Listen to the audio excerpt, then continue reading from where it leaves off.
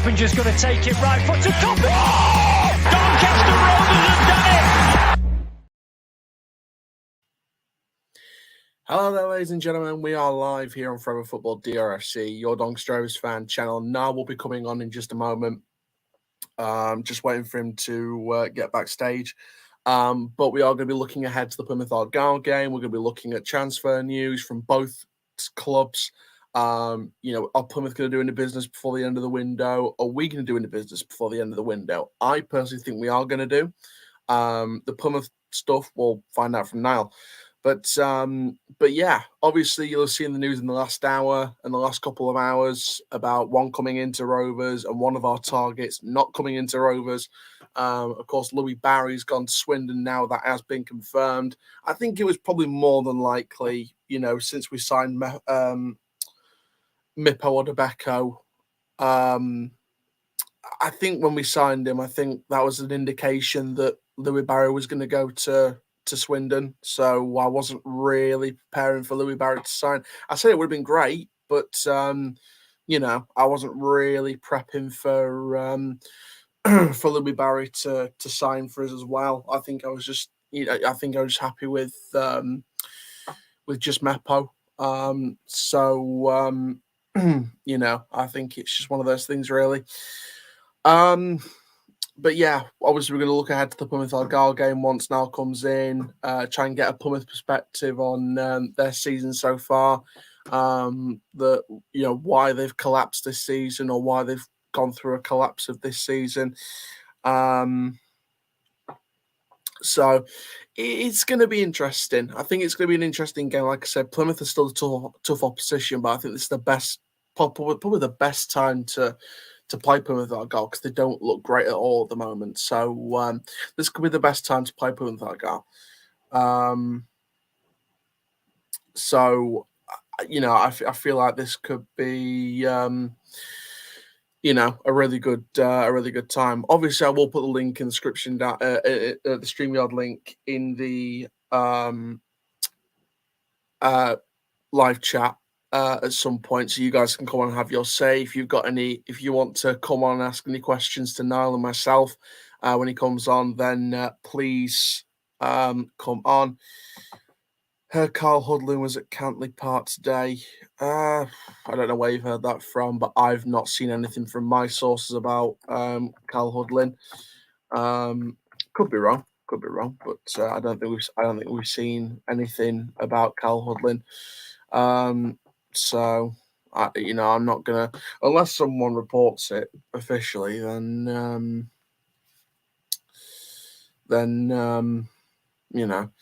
not really going to take much from it until we get those first reports. I did say that he could have had something about him, especially with him being 6'7", but now that we've got Mippo Odebeko, we've got Fachiri Okanabiri coming back, we've got Dudu and Agar that can play there. I really don't think we need another striker. I think we need to be looking at the winger position now for what's probably going to be our last transfer of the window. Because, let's be brutally honest here. We're only going to bring in one more transfer, aren't we? It's only going to be one more transfer.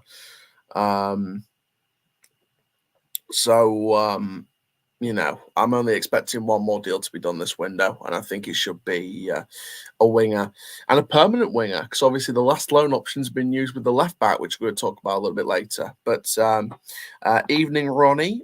Good to see you in the stream again. But speaking about our signing then, just while we're waiting for Niall to come on and talk about the Plymouth game, we did make a signing today. It's our third one this week, along with Clayton and Odebeko.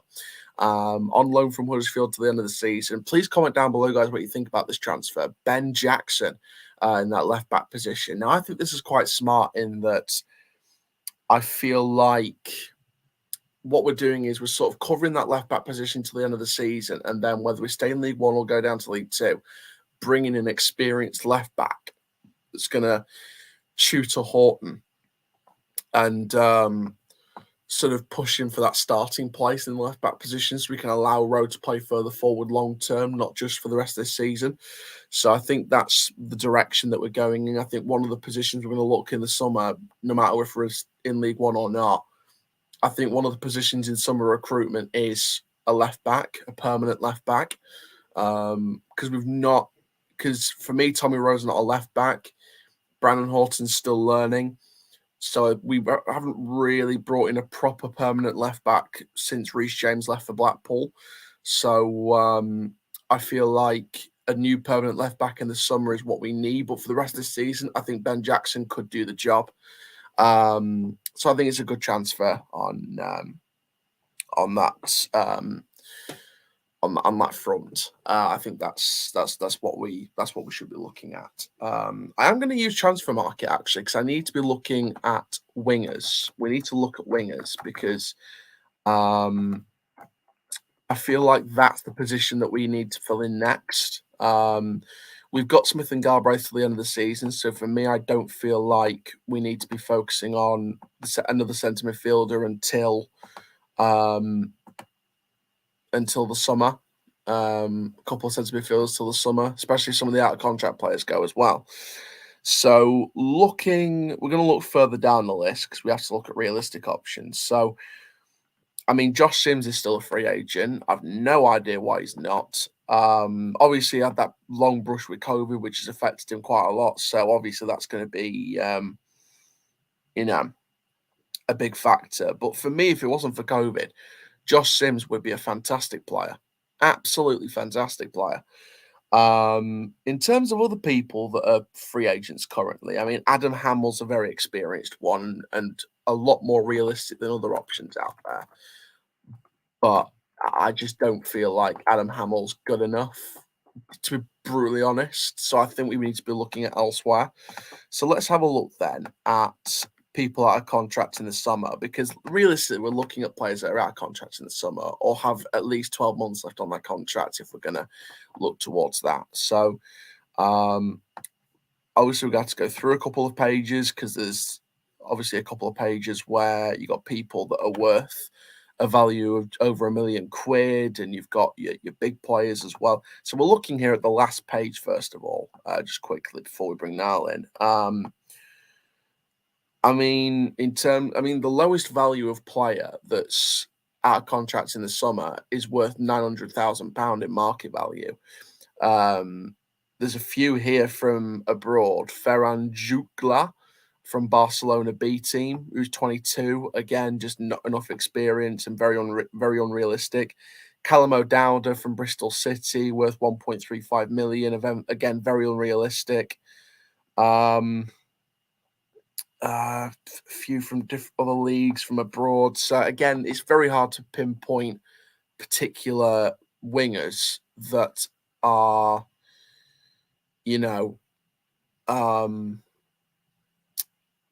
out there at the moment. Simmons isn't anything to do with COVID. He's got a really bad illness, and I think he's suffering. All right, fair enough. So that's probably why then. So best of luck to Josh Sims in his recovery. I noticed Josh Sims was a free agent. Surprised he hasn't come back to us. I think it was the illness. I think it probably was the illness. I think that's probably why. If it wasn't for the illness, then I think he probably would have stayed here. But obviously, we can't help it, can we? If he's ill, he's ill. So we can't help that. We can't really do that. So it's just one of those things where we have to move on, really. Just seen that Rotherham United have signed Georgie Kelly. Now, I'm not too sure who that is. I'll have to do a bit of deeper research into it. But so Georgie Kelly, Irish forward, arrives on a 3.5-year deal subject to ratification from the EFL, FA and international clearance. What club was he at? I know we don't need to talk about Rother Scum, but left as barrier of his contract with Bohemians. So he's 25 years old striker, 3.5-year deal. That's pretty good for Rotherham. So, I mean, where's number 12? So I think he's quite highly rated by people, especially from Irish football. So, I mean, to be fair, it sounds like a good signing. So, let's see what happens with that. But Yeah, good Irish player. Yeah, that's what I've been hearing from a few. I think I've heard nothing but good Irish player, big baller in Ireland. Sims is okay health wise now, but I don't think wants to take chance on him with a lack of match fitness, and that's fair enough. And we can only wish Josh Sims the best of recovery in his illness. So there we go. Still waiting for Niall. Plymouth like to take their sweet, sweet time, don't they? But there we go. Yeah, let's take a sweet time. But yeah, Rotherham have just pulled off a nice signing there. We're going to go through some other transfers that have taken place in today. Obviously, Tariq Uwakwe has signed on loan to Crewe from Chelsea. Obviously, he was at Accrington. I think first part of this season, I believe. So, or last season. So there we go. So that's a good signing for Crewe. I think he could be good because I think, to be fair, there was times at Accrington where I thought he looked pretty good. So could be good there. Charlie Kendall's left Eastbourne Borough on a long-term contract. The 21-year-old joined Lincoln City. He'll remain on loan with Eastbourne Borough for the and then join next season, subject to the approval of the EFL. Sadly, to Bolton, thoughts. You know what? I think that's quite an underrated signing for Bolton Wanderers. I think that's a good signing for them. I think sadly for me wasn't really getting enough game time at Rotherham United, which is what I expected, to be perfectly honest. I knew as soon as he left us, I knew he wouldn't get the game time at Rotherham, and I just don't think he has had the game time. So I think he'll get more first team football at Bolton. I think that'll help kick his career back on a bit more. Because I think, put the rivalry and put whatever's happened aside and how he left us and the rivalry he's got with Rotherham, etc. Put all that to one side and just, focus on the individual. I think he is still a wonderful player. He just needs that kickstart. And I think hopefully he'll get that at Bolton Wanderers. If we put the rivalry aside, I think that, Kieran Southey's come out and said he's confident that Johnny Wanderers will be worth the wait. So, all you can do is think, hopefully it's a Kickstarter for him. Obviously, us as Rovers fans, we've had 24 hours to digest Bogle's departure to Hartlepool on such short notice. I think we probably expected his departure in the summer, to be perfectly honest. But so I think the shock of it all happening in January has kind of died down over the last 24 hours. I'm still reeling from it in terms of the timing of the departure. But I think what that does, though, I think that frees up the wages and the money for a permanent signing before the end of the window, a new winger. So, but the honest, to be fair, though, the difference between the summer and January is if we don't get that last player before the end of the window, we won't be as mad as we were in the summer because we've already brought in some brilliant business already. So because the summer we were so desperate for a striker and we needed to bring in that striker, we brought in a low, which was great long term, but we said, no, we need that striker. Get Will Grigg or have an alternative ready now if Will Grigg isn't done. We didn't. We stalled, we delayed, we debacled, and then we didn't get anyone apart from Vilka, who was still in his Newcastle tracksuit when he did the photo. And then, bringing in Joe Dadu after the window closed, it felt quite panicky when we first brought him in. So it felt quite panicky.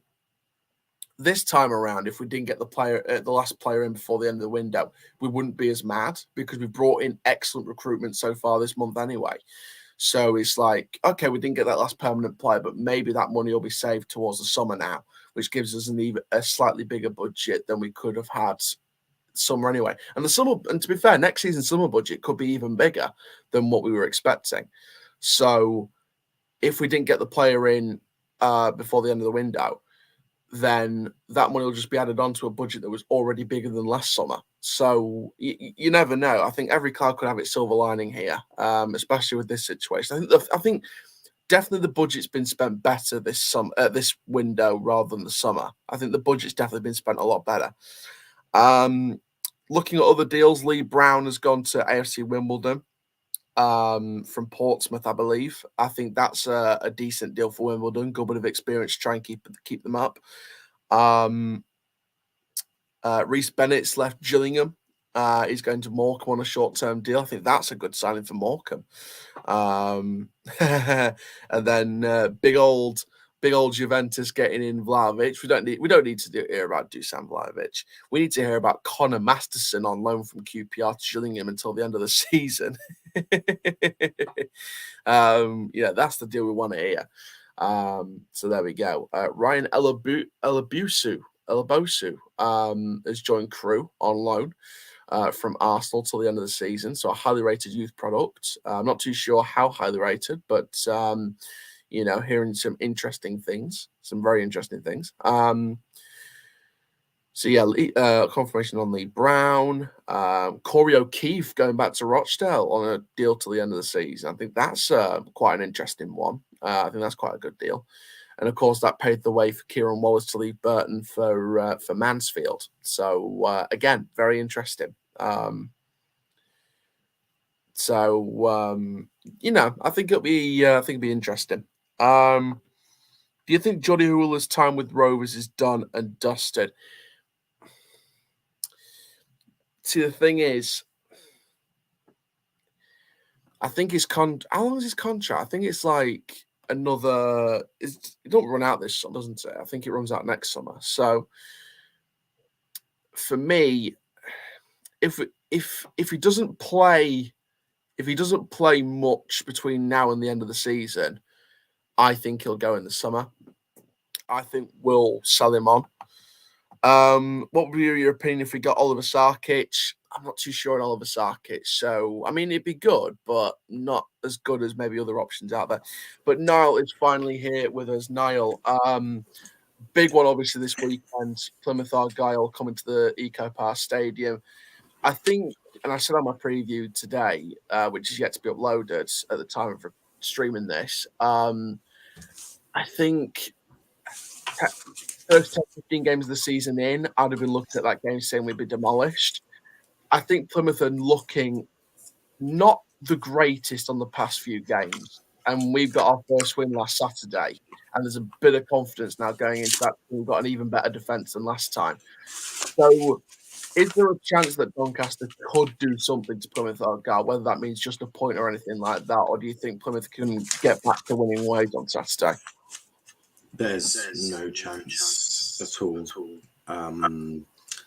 The reason I say that is because the absolute battering Schumacher would have given them in the changing room after that it was shambolic. He will be demanding a response, especially after the Fleetwood game as well.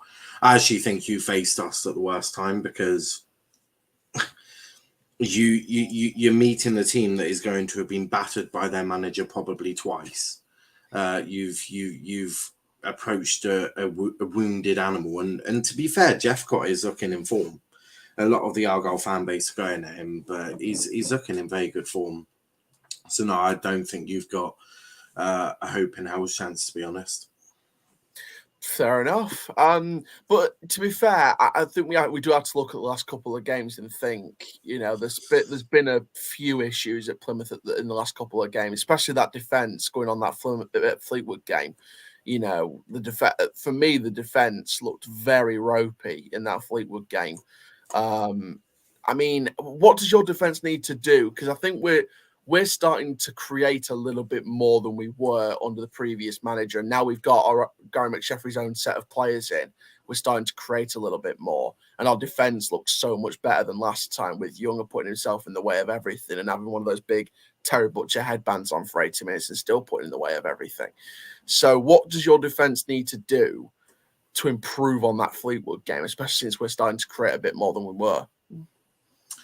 Probably go back to how we were. I think the biggest loss was Galloway when he was injured against Wickham. He's been the biggest loss. But no, I don't think we don't need to change personnel. I think they just need to go back to what they were doing. I mean, set pieces are not something that that Argyle have been doing too badly at. When you've got players like when you've got players like Wilson and Scar, you know, balls into the box should be no problem.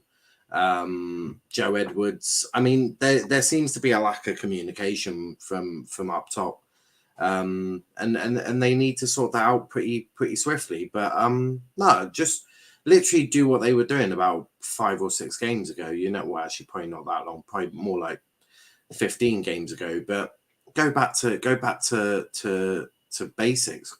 Keep the ball away. I mean, I think Schumacher probably underestimated Fleetwood in the last 10 minutes. He brought on that new guy. His name absolutely escapes me. Alfie Lewis, that's the one. He brought Alfie on. Didn't really change. I actually didn't. I think he touched the ball like twice. Who else? He brought on Niall Ennis. I thought Niall Ennis looked really sharp. Yeah. If I'm going for a front two, I'd go for Ennis and Jeffers. Yeah.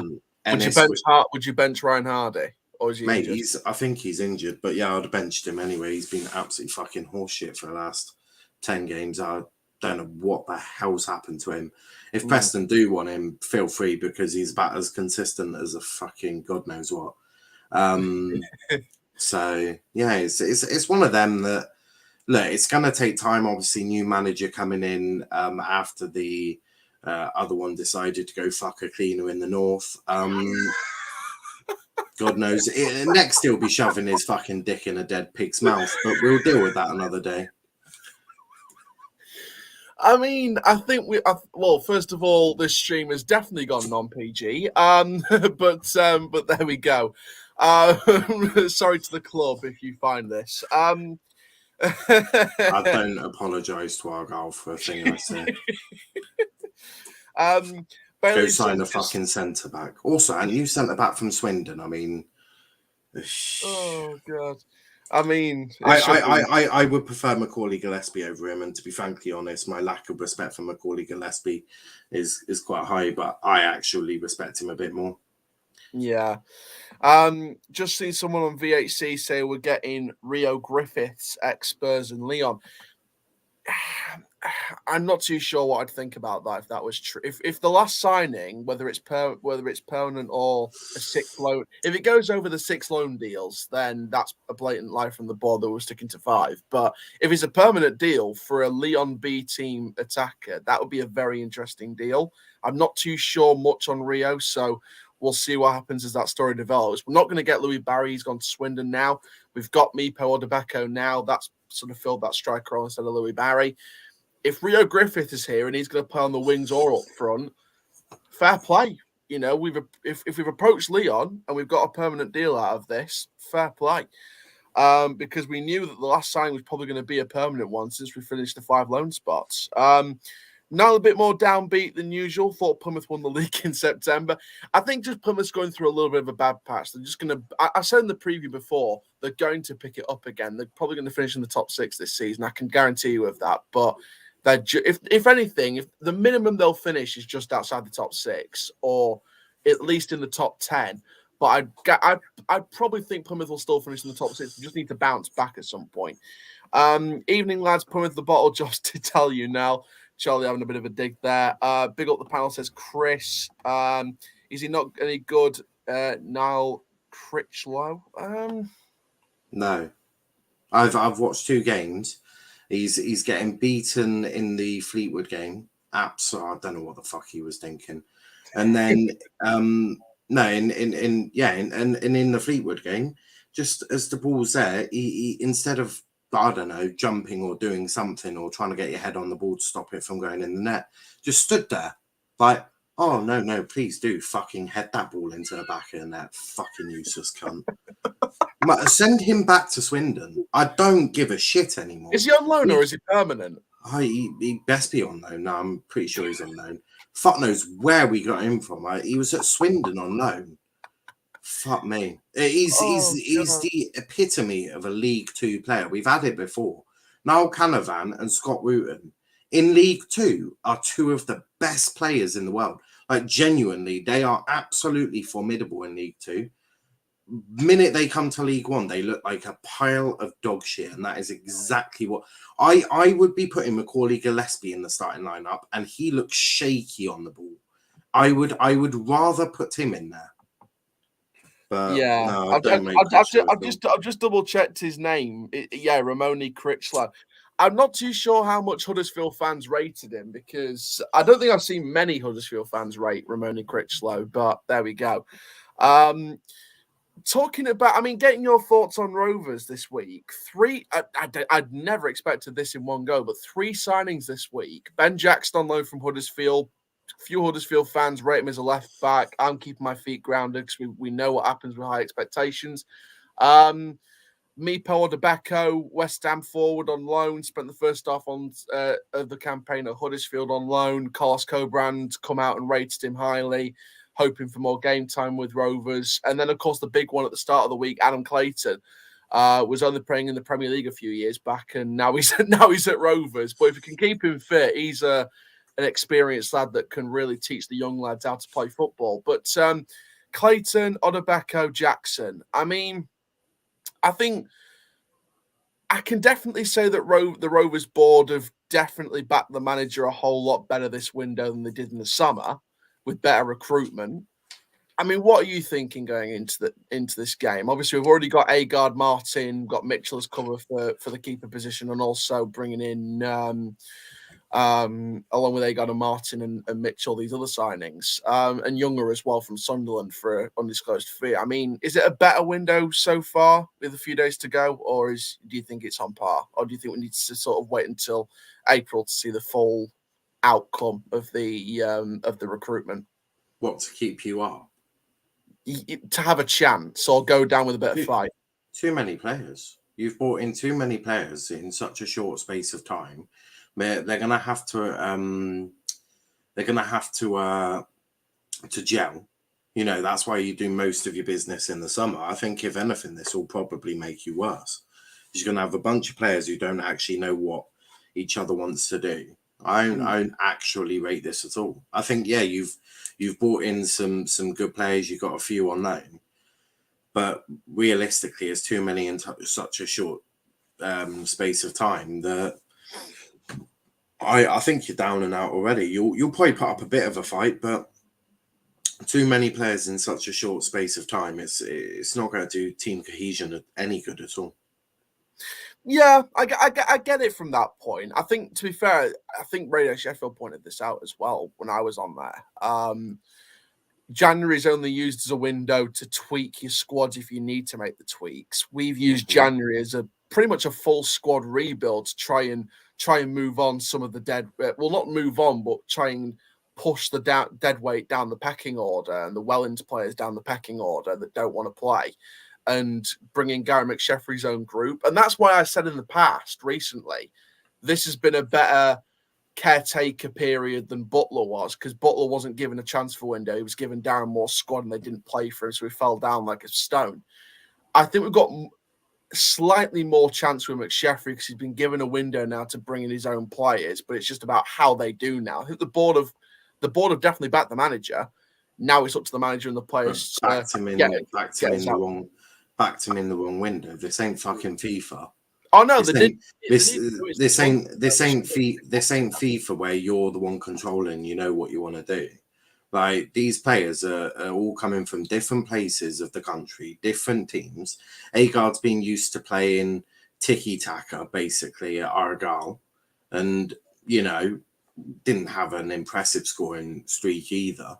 So it's like, you brought in all of these players. Now you're going to expect them to gel. It's like, don't really know what you're expecting apart from a bunch of players that are just going to be playing individually.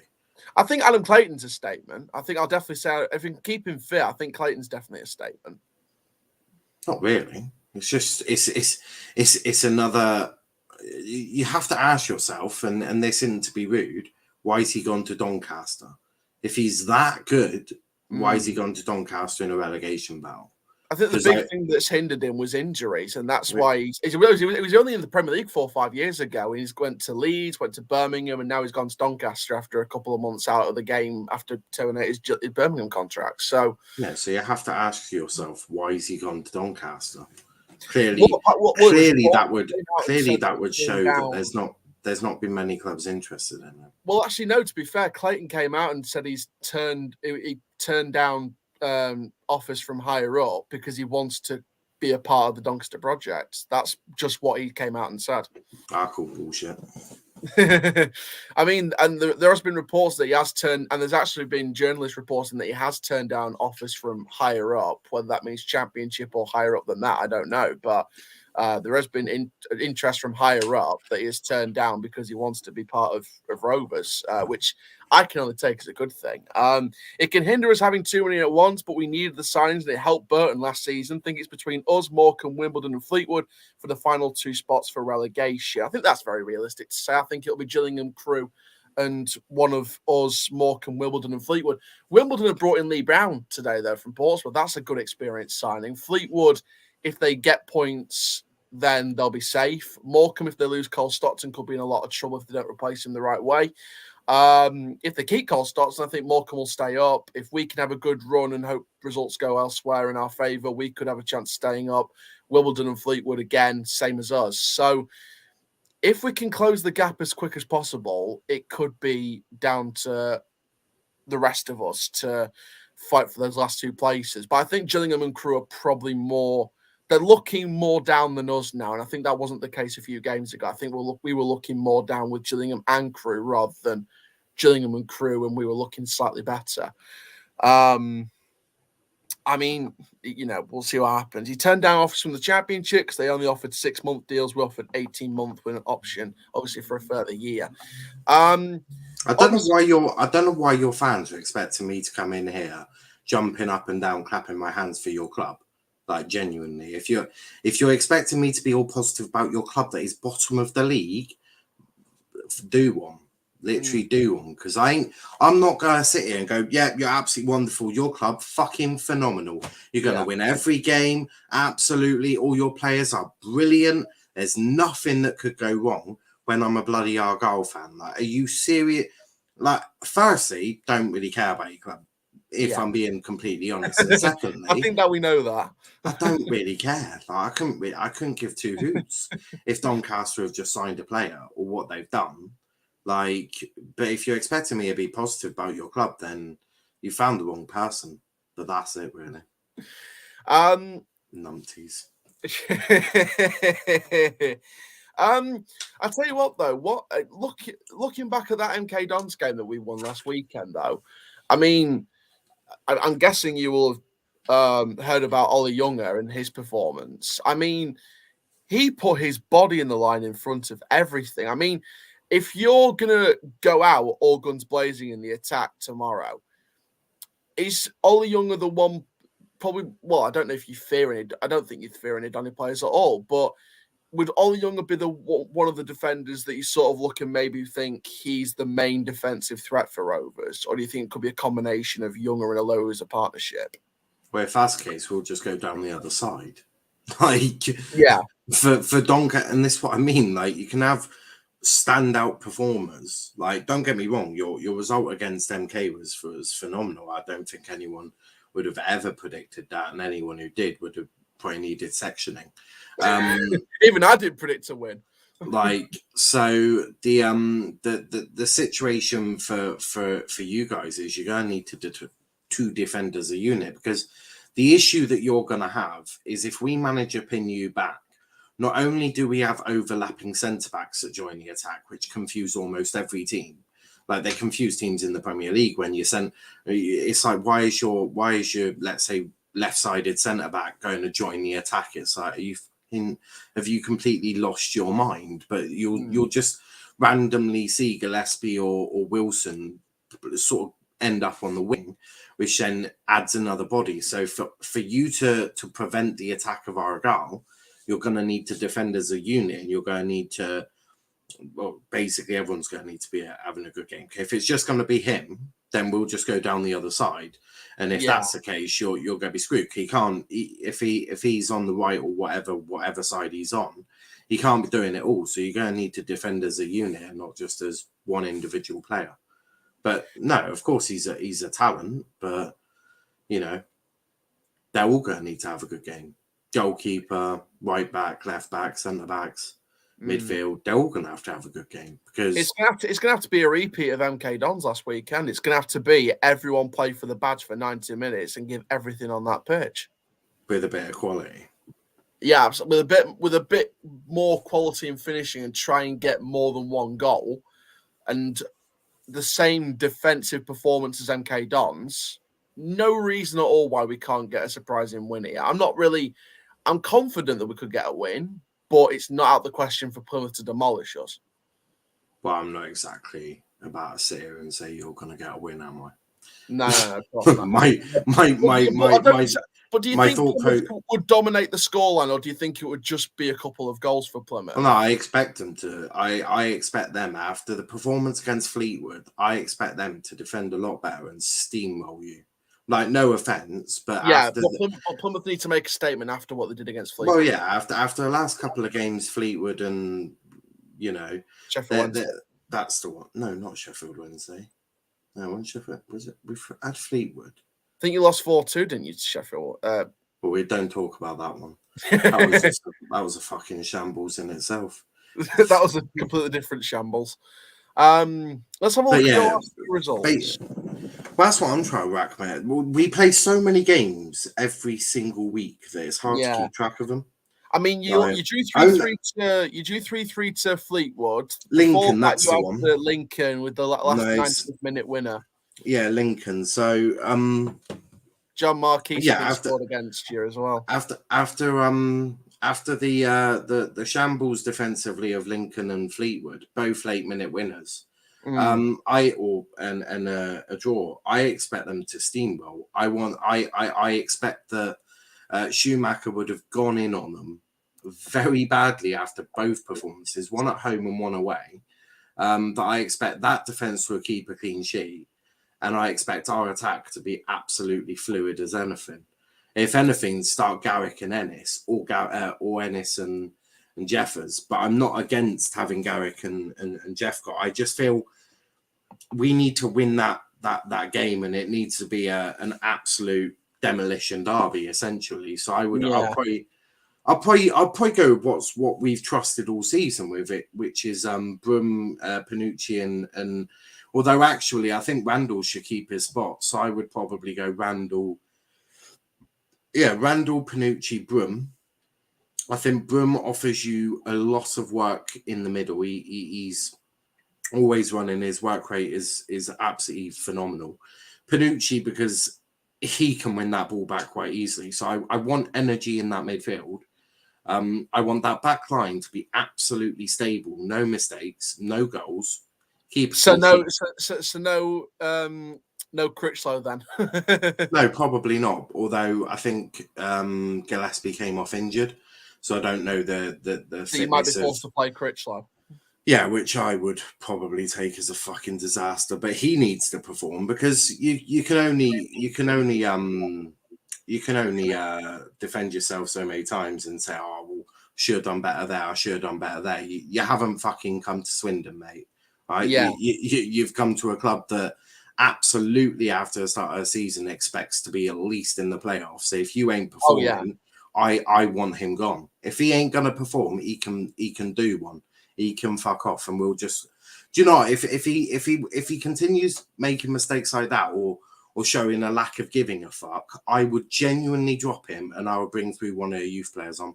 Genuinely couldn't give less of a shit. I'm not prepared for Argyle to take any sort of passengers. I expect them all to work hard. If you're just going to stand there when the ball's about 2 meters away from the goal, you can fuck off. So I expect a performance from him if he does start. I want energy in that midfield, and I want that front line. Well, actually, the front line, apart from Lincoln, where they just genuinely couldn't score to save their fucking lives, I thought they scored plenty of goals against Fleetwood, 3 of them, and most of them were quite good. So Although we should have had about 4 or 5. But what I'm saying is I want energy. I want a defensive line that gives a fuck.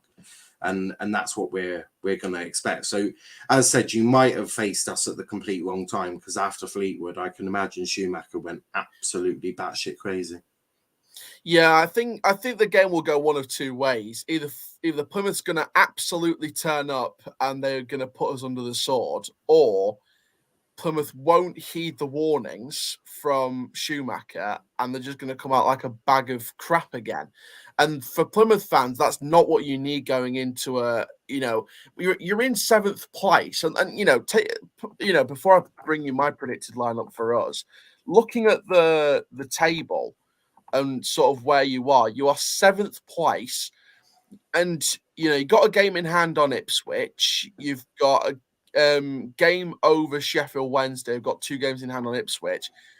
Ipswich and Sheffield Wednesday, 2 inconsistent sides, but you are only 3 points above Ipswich, so it does put into question, how long could Plymouth hang on if they go on a bad run of form here? But I do expect Plymouth to be in the top 6. It's just a case of getting back into the top 6. Do I expect Plymouth to get back into the top 6? If they go on a good run of form, whether that starts with us or starts after us, because obviously after us, you've got the FA Cup game with Chelsea, which is going to be a big ask for that squad. It's going to be already said that I am fucked off with the FA Cup. Genuinely, couldn't give a fuck. Like I said this at the start of the season, I would happily see my team knocked out in the first round, because I knew the minute they got a big game, right? If we got a big game like we have, mines just go, oh, Chelsea. Oh, Chelsea. Oh, yeah. Chelsea. I couldn't give a fuck about Chelsea. Could that explain why you haven't had a league win in a month? I frankly couldn't give less of a shit if that is the explanation.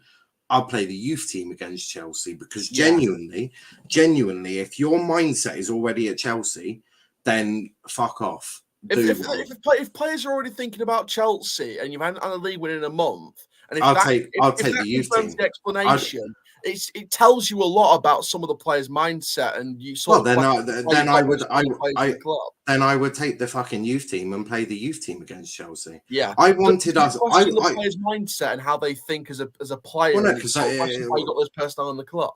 Well, no, not really, because I don't think anyone big games ahead of schedule. Well, how is the recruitment team meant to know that?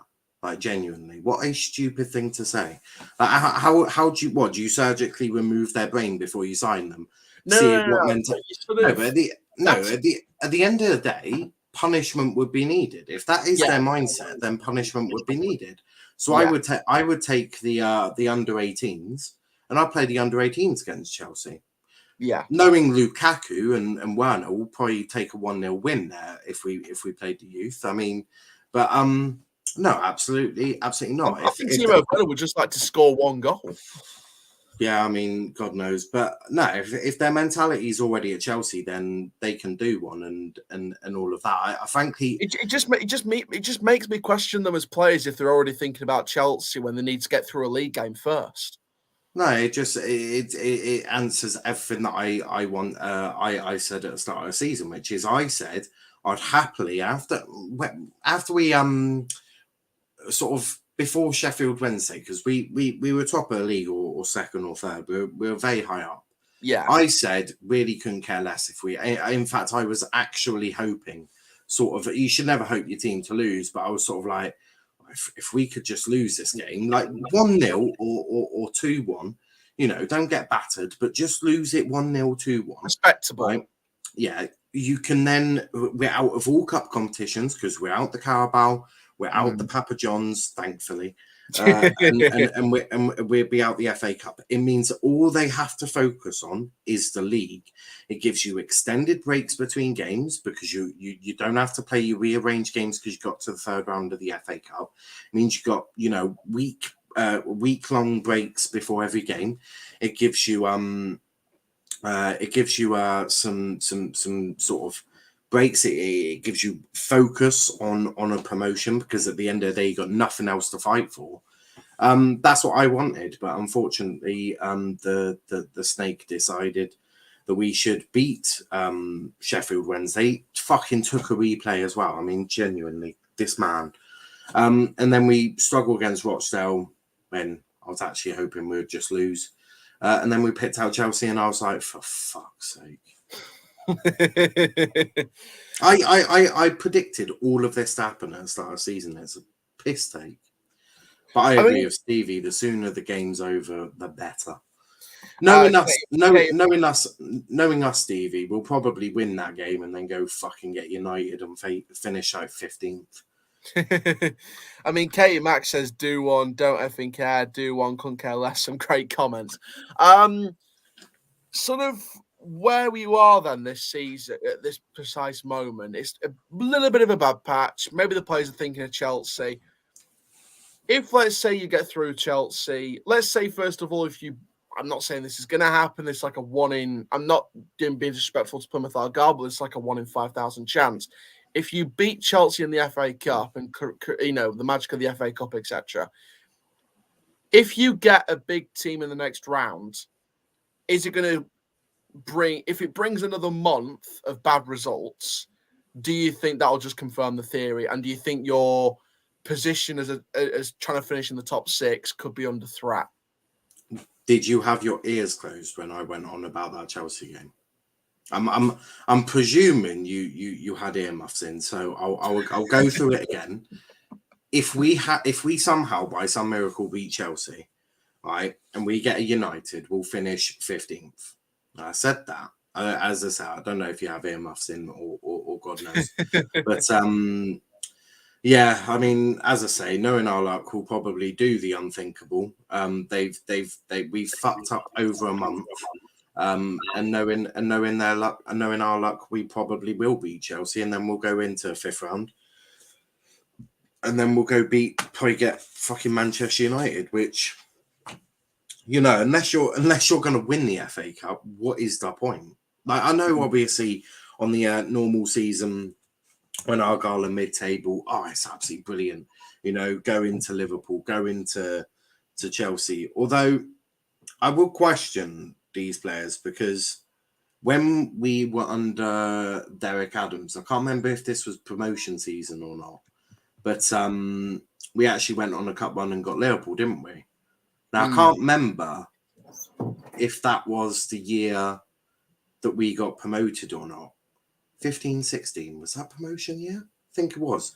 Yeah, I think it was the year. I think it was 16-17 was promotion year, because you came up with us and Portsmouth. Oh, that was playoffs, wasn't it? Oh, right, yeah. Yeah, you went up in the playoffs, I think, and you went up in the top 3, because us, you, and no, the year before. When did we face Liverpool? Argyle versus Liverpool. 2017. It was 16-17. So it was the season that you went on the year we got promoted. We went on a cup run, got to, I think it was the 3rd round we faced Liverpool, wasn't it? And we had a home and an away leg, because somehow by some miracle we got a replay against fucking Liverpool under Jurgen Klopp, who had, pretty sure he had Firmino, Coutinho, and all that. I think this was before he signed Virgil van Dijk as well. Oh, 100%. It was like Mignolet in goal and stuff like that. So it was I can't remember if it was Mignolet or Karius, one of the two. But it doesn't really matter on the Liverpool lot. In terms of Argyle, we managed to go on a cup run and still got promoted. Now, the difference is that was League Two, and you probably can take one eye off the league for a couple of weeks, but they had Karius in there. Yeah, they had Coutinho on the pitch, so that was a big shot. Yeah, in League One, you can't take your eyes off for 1 second, because there's plenty of teams that are willing to take advantage, essentially. Yeah. But our January transfer window has been a little bit shite. Speaking, going ahead in the window, do you think you could make some more business before the deadline, or do you think that's it now for your window? Because I think we're making possibly one more signing on a permanent, whether it's a winger or not too sure, but it sounds like possibly Rio Griffiths. But are you guys making any more signings?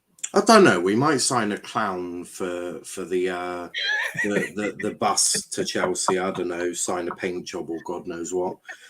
Or we'll just pay for players to go get a blowjob in some strip club on the way home from Chelsea. But God knows, No, I think everyone keeps going. We need a striker. I completely disagree. By the way. I think you've got a good firepower already. As long as Hardy gets back on form, you've got Jeff Cott, you've got Garrett, you've got Hardy, we've got Ennis.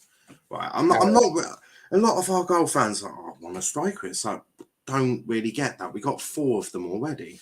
What I want is a centre back. A good centre back. Yeah, someone who's proven, like a Gillespie or a Wilson. Proven, and you mentioned Gillespie. In other leagues, I mean. Someone like a James Wilson, maybe. Not someone from fucking Australia. James Wilson, someone like that.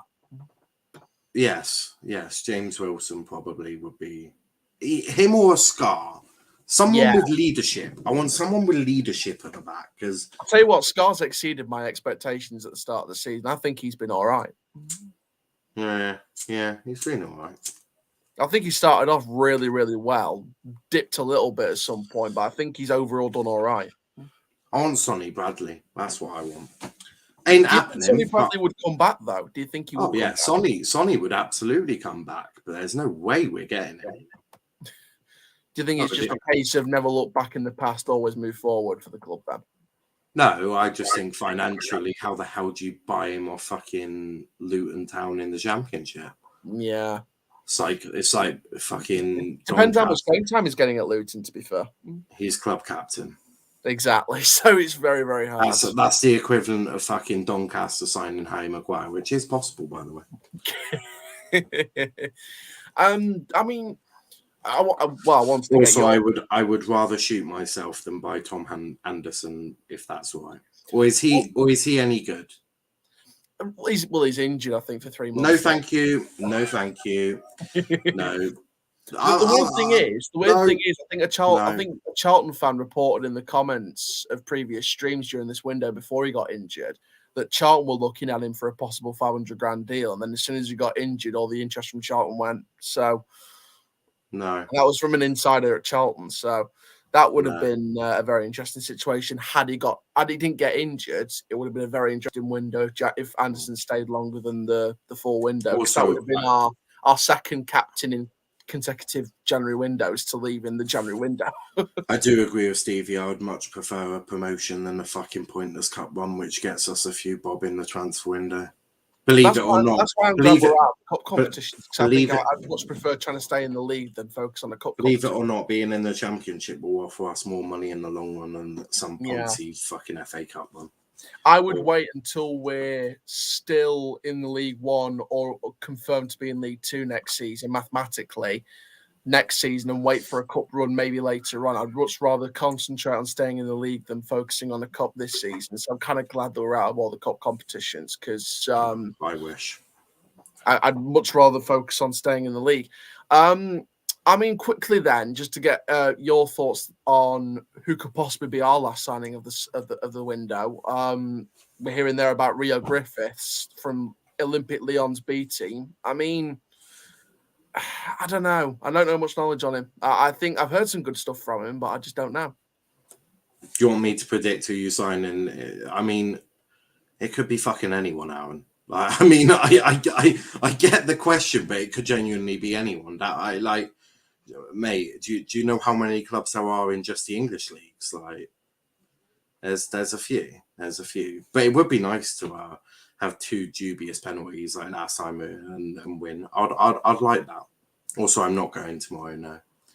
Yeah, I already asked him that, and he couldn't make the trip down. But maybe next season, or in a cup competition, or if we're playing each other in the league again next season. When am I going to the south of Europe? I wish. Weather's better. Maybe next season in a cup competition, or if we're playing each other in the league. Maybe. If you haven't been promoted and we're still in League One, maybe there's a chance next season. You know, who knows? And maybe next season. In fact, no, I'm not going to make my predictions about next season if we stay up and you don't get promoted because it will just kill me. I think this season's killed me enough. So before we go, then, let's have a look at my predicted lineup, which I've already filmed in the preview, but I'm giving you guys a bit of an exclusive ahead of time. So I've gone for Lewis Jones in goal in a 4-3-3. Back four of Ben Jackson making his debut at left back. I think Horton just gets exposed time and time again in that MK Dons game. So I think give him a break, give Ben Jackson a start. I'd much prefer you play Horton. Just much easier on Argyle. But no, I think that just give Ben Jackson a start, give Horton a bit of a rest, let him watch what Jackson does. Centre-back pairing of Alowu and Younger absolutely worked to perfection against MK Dons. Best centre-back pairing we've had this season. It's not difficult. Have you seen what sort of... Have you even got any other centre-backs other than them two? Well, Anderson... That are fit and are able to play football. That's the thing. I don't even actually know which centre backs are fit and able. I mean, I know. I know Alowu has played pretty much every game this season, hasn't he? Nearly, yeah. Yeah, he's been pretty much a standout. So we had Younger and Alowu in the last game. In terms of other centre backs, Anderson's injured. Williams is injured. We've got Niall, who can play at centre back if Seaman's playing at right back. Seaman is fit. Niall is fit. Ben Blythe's fit. Our young... I like that Ben Blythe guy. He was absolutely brilliant against Sunderland. Play him. Absolutely play him. I felt sorry for the poor kid. Bobby Faulkner's out on loan. Alex Fletcher's under 18s. Dan Wilds is under 18s, and there's no one else. So pretty much. So the short answer is you haven't really got any other fit centre backs. Not really at the moment, no. But to be fair, at least we've got the best two available right now because they look exceptional together. So we'll see what you think. Calm down. Oh no! I saw enough in that one game to think. You haven't. No, you haven't. That's one game. No. That's one game. Trust me. The amount of players that I have seen in my lifetime at Argyle that have had one good game and then turn out to be utter horseshit. Yeah. Oh, mate, the list is as long as my arm. I think the reason why I've got confidence in Younger is Sunderland fans have been saying to all of us he's never put a foot wrong. I really don't want him to put a foot wrong at Rovers, but it's going good so far. So I think it's starting to give me a boost of confidence in how I would wait 4 or 5 games and then see. Yeah. Because anyone can have one good game. Heck, you could put me on the pitch for one game. I think it's the fact that Ollie Young has never put a foot wrong for Sunderland and for us so far. It sort of puts him under an expectation now. Different club, mate. Critchlow had never put a foot wrong again for Swindon. He's put 2 for fucking Argyle wrong. So, I would just sort of calm down on the whole thing and just see what he's like in 4 or 5 games. If he's that good after 4 or 5 games, then because that's a little bit of consistency. You're starting to see it on a more consistent basis. Especially for a side like ours that needs to stay in this league. Well, exactly. But if it's just one good game and then he turns out a fucking stinker, like for all you know, tomorrow he could just start slide tackling all over the place and give Argyle 3 penalties. I'm not saying that's going to happen, but I'm just saying that is a real possibility. So I'd calm down on that and just be like, he's had one good game. Let's see what he's like in 4 or 5 games before you start making some wild predictions. Yeah, absolutely. And then of course, a bit like that Turkish wonder kid. What happened to that Turkish wonder kid, by the way? Oh, he's back at Watford. And of course, Carl Noll at right back made some good runs down the right hand side against MK Dons, and hopefully does the same tomorrow. Midfield 3 of Tommy Rowe, Matthew Smith, and Ethan Galbraith, who's back from injury from that MK Dons game. It wasn't as serious as we first thought. I think Clayton will be on the bench, and I think we'll come on for the last half an hour just to add a bit of physicality at the back. Then the front 3, Josh Martin on the left-hand side, Joe Dadu on the right-hand side, Kieran Agard up front. I don't really like seeing Kieran Agard on the right-hand side and Dadu up front, but I think that's Gary McSheffield. I think that's what Gary McSheffield probably He's been playing him on the... Even better. He's been playing Kieran Agard on the right-hand side. Dadu's actually looked better and scored 2 goals in 2, but Agard didn't do a whole awful lot against MK Dons. It's because Agard is a striker, mate, not a bloody right winger. The main thing that Agard's done on that right-hand side is made Dudu look better. Mate, Agard is if he's playing Agard at right wing, I don't know what the hell is wrong with this guy. I mean, well, in the formation, Bailey said he hasn't, but the formation looked like Agard was on the right-hand side. It could have just been a switch around on the pitch. What are you talking about? So the free press, when they put the formations out, they make it look like Kieran Agard is on the right-hand side. Well, do you know what? I'm going to take Bailey's comment as gospel then, considering I'm sure he's been to the games. I have been to the games. Well, you know, if you're quoting the free press and saying Agard's been on the right, then I question what you do at a game. Are you in like the cocktail lounge sipping on champagne or God knows what? Like, you know. And look, Bailey puts a bit of context on it here. When we had the ball on Saturday, it was a 4-3-3 with Dudu on the right. Off the ball, it was a 4-4-2, obviously with Dudu and Agard as a forward partnership. So where was the whole Agard played right wing then? Do you watch your games with the eyes closed or something? No, of course not. Why are you quoting Agard on the right hand side then? It's just weird how it looks at the start of the match like it would be on the right hand side, but then on the pitch it's sort of swapped around, or it just plays a different way. Because I know these forwards sometimes like to interchange. I know Martin likes to stay on the left hand side and then cut inside, but sometimes the forwards like to change positions. Sometimes it just happens on a couple of occasions. So you have that sort of indication from that moment. Yeah, they just guess. Sometimes they just guess. Bailey is right. Do you think it's like Errington? Guess. It's like Errington. Do you reckon Errington goes? Schumacher goes to Errington. Yeah, it's exactly how I'm lining up. Feel free to publish it. Give the other team the advantage. Absolutely. Tactics from the press. I went to Plymouth this season. You got 2 pens. And it makes me think, what's going to happen this time round? Because I'm not saying Plymouth weren't bad the last time we played them, because we were exceptional. We just got a little bit unlucky with the penalties, even though they probably were penalties. Unlucky? Did you see what your keeper was doing? Oh, no, the keeper didn't have a good game at all. I think he had a few... Well, then he had a couple of good saves, but not a lot. The penalties were hardly questionable. I mean, the first one you kicked through Agard and... Oh yeah, and you brought him down.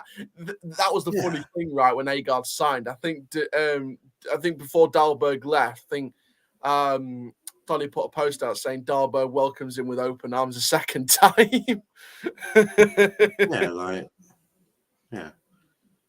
We can beat them. Not gonna lie, how many fans you? I think they're bringing over nearly 2,000.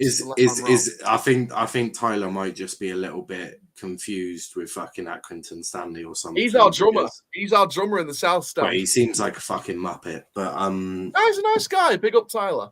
But if he thinks, if he thinks Argyle are taking low support, then my lord. Yeah, I mean, you guys. I could see you guys bringing nearly 2,000 to us.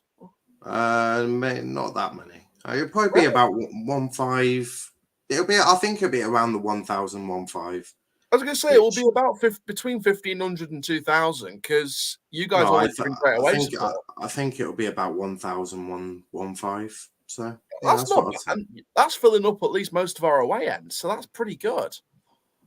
Probably have more away fans than home fans at this rate.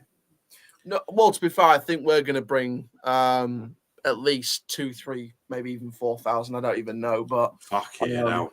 What an attendance in the... There could be more, though. There could be a lot more, because when you're bringing away support like that, it's going to be a big turnout from the home side as well. Argyle normally bring around 1,200, but I thought it's a fair trip, pal. That's all. No need for that.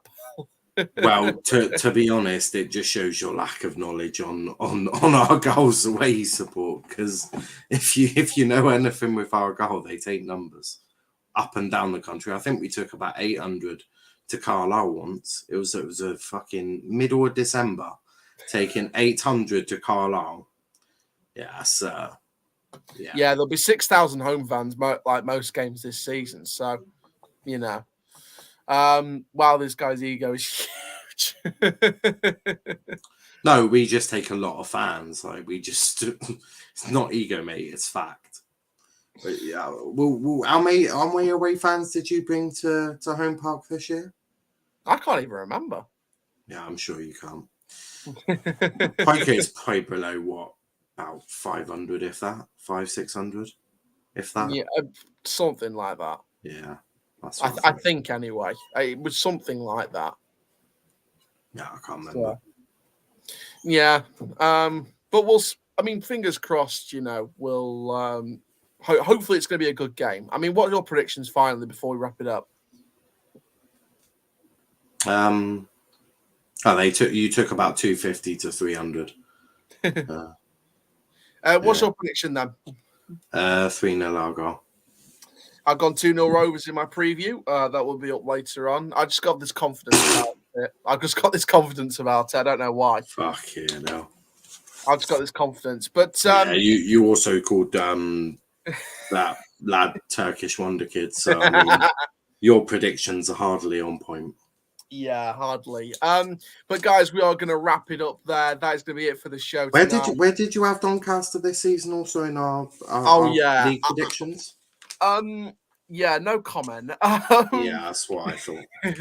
I think this season needs to be seen as a wake-up call for the board to never allow this to happen again, and give ourselves. So you predicted yourself to finish like 7th or 6th, didn't you? Because I thought the signings were going to turn out good, but I just didn't understand the deeper problems at the time. And now we know the deeper problems. Now we hopefully refresh the football structure and go again next season, whatever league we're in.